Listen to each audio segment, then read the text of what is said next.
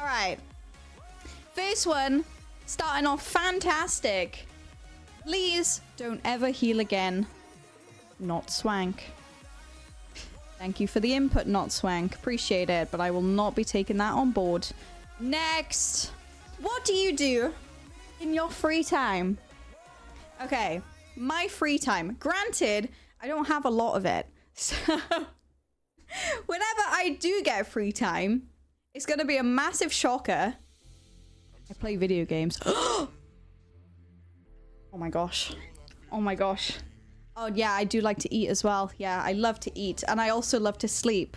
So yeah, when I get free time, it is literally either play video games, eat, or sleep. Sounds like a great life, right? Yeah, I sit there, I'm like, what do I do now? What do I do now? What is the best way to ask someone out? Okay, this one's a difficult one. Because I feel like it genuinely just depends on the person. Like, it all depends on what the person you're asking out actually enjoys. Like, everyone's different. And I feel like, honestly, just learn about what they enjoy and then ask them out from that. The number one answer, don't. The number one answer, don't. There you go.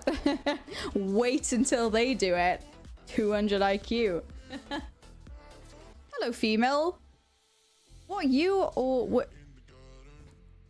Hello, female. What you or would not like this or that or something? I'm sorry? What did I just read? 2 questions. Greedy, greedy. When you was moving back home, did you honestly ever think you might just give up streaming and not come back to it? Okay, so when I moved back home, if you guys were here like for that,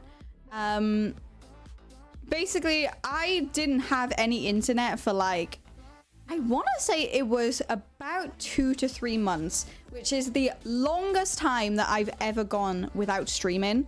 So I'm not gonna lie, it really bummed me out. I was really, really upset that I couldn't stream because like it was my job at the time. Like I literally had moved back home.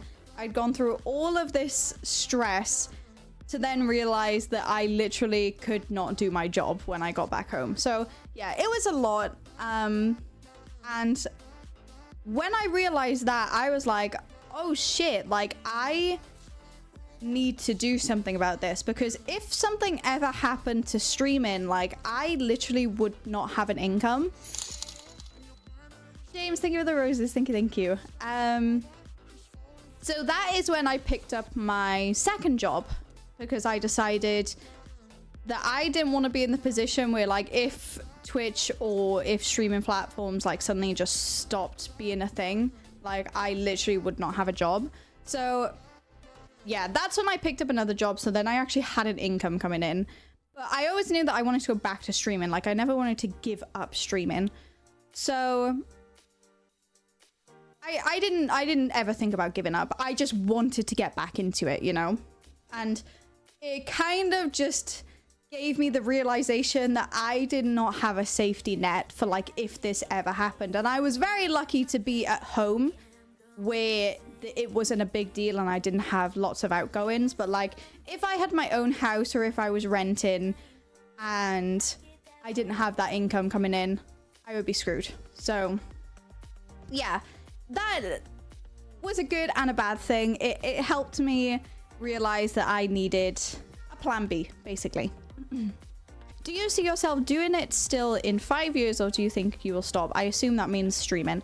I mean, I would like to think that I would still be streaming in 5 years, but there is also the case of like, who knows what's gonna happen, you know? Like, who knows if Twitch is still gonna be a thing in 5 years? So I would like to think that I would still be streaming in 5 years, but like, who really knows, you know? Who knows? I haven't done this in a very good way, have I? Will you ever give anyone a chance to become a mod, or would you not trust anyone else now with that responsibility? So I have never said that I am not accepting new mods. I am just very, very particular with who I mod because I have had bad experiences in the past. So it's basically a case of I have trusted people who probably didn't deserve my trust and it backfired for me. So yeah. Like if I felt that someone really, really did deserve to be a mod and I thought they would be super helpful, then I would ask them. But that's why I stopped doing like mod applications and stuff like that, because when you do mod applications, it kind of just encourages people to put something in when they don't really know what they're getting into. Yeah, exactly. They put what you want to hear and like not what they actually mean. Like people can put in a mod application and be like, oh, I would be so helpful for your channel and I would moderate chat really well. But like I ask them how long they've been in stream for and they're like, oh, I've watched you for 2 hours. And it's like, well, you're not going to be able to moderate my chat if you've only been here for 2 hours, you know? Like it didn't make much sense. So yeah. What has been the one thing that has inspired you to continue into content creation / streaming? I'm not gonna lie, it's a really, I guess cliche answer, but like, it's true.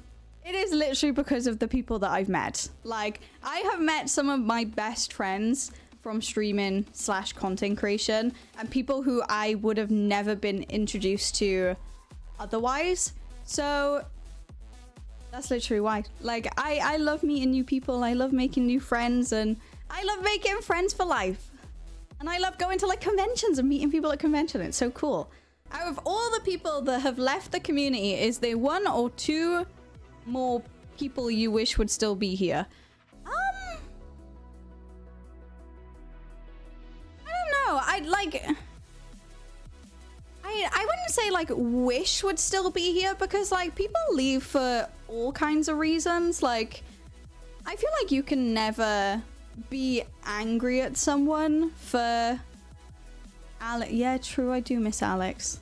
But like I still speak to Alex on the odd occasion, so like he isn't completely gone. But like people leave for all different reasons and like they move on with their lives, and you can never be like upset with someone for prioritizing their lives over, you know, a Twitch stream. So like I do miss people, but I would never be angry. Gulak Ape. I don't even know who that is. Is Al at least in your top 10 friends? Yes, he is in my top 10 friends.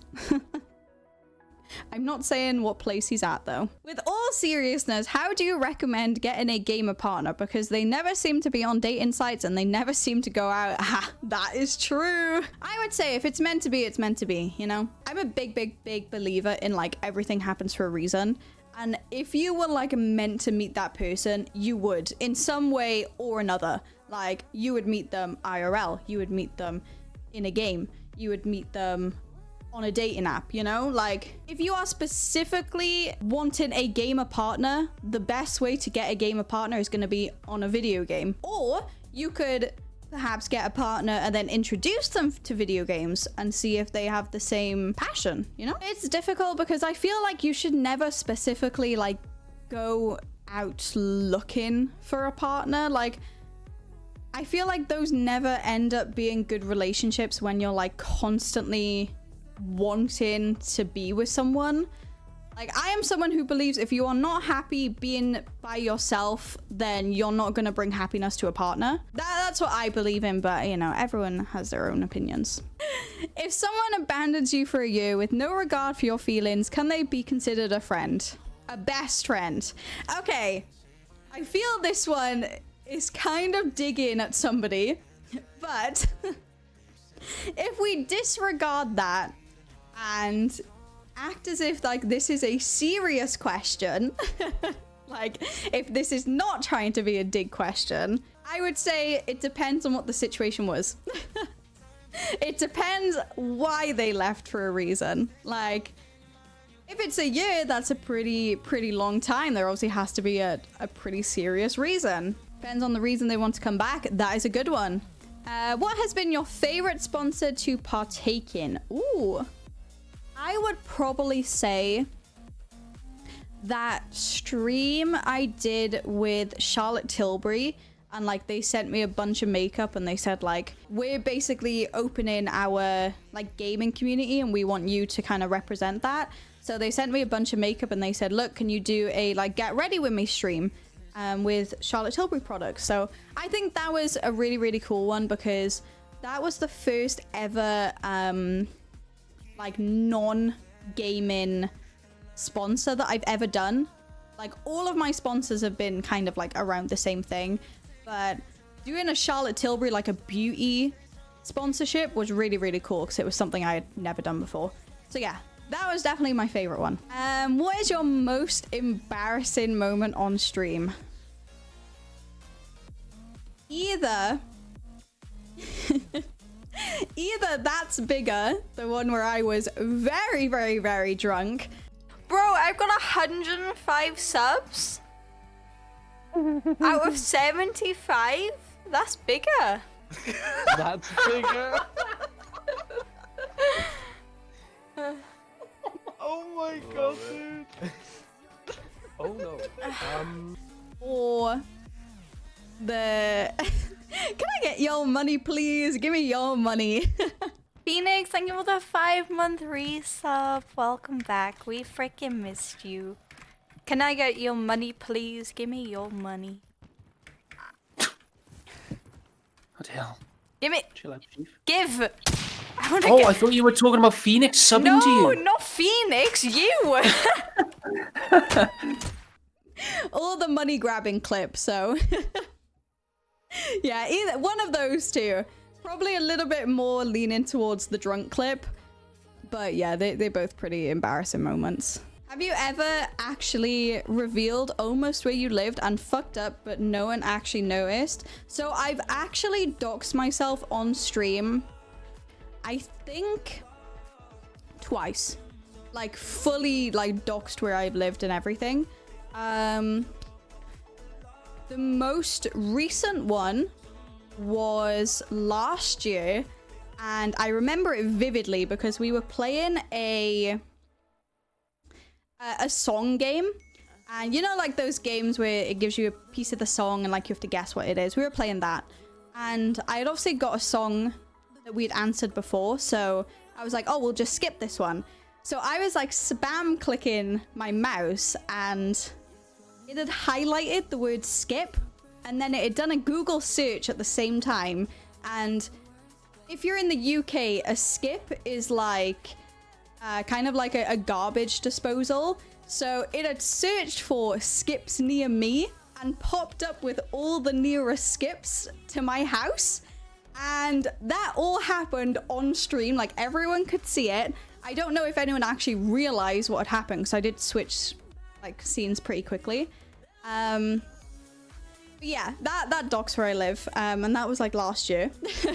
Has your family ever said anything mad about the fact that you stream to you? No, my family has always been very, very supportive of my streaming, especially my mom. My mom, like, she pretty much has no idea like like she knows what streaming is, but like she doesn't understand like why people do it. But like she's always been really, really supportive. And like my dad and stuff know that I stream, but like they don't really pay much attention to it. But yeah, my mom is super supportive, so that's a W. They've never said anything bad about it. Who has been your biggest inspiration for your streams and content creation? I get this question a lot, and I'm not gonna lie, I don't really have much of an answer. Like my very first streamer that I ever watched was True Talent, who is a Dead by Daylight streamer, and he was like the only person I ever used to watch on Twitch. So I guess he was like the person who kept me watching Twitch, but like there was really nobody who I was like, they were the person who got me into streaming. Like I started streaming literally just because I was bored one day, and I had a lot of free time on my hands, and I was like, you know what, I'm playing video games anyway, I might as well just stream it and see what happens. So yeah, my first streamer I ever watched was True Talent. I wouldn't say anyone specifically got me into streaming. I just kind of did it on a whim one day.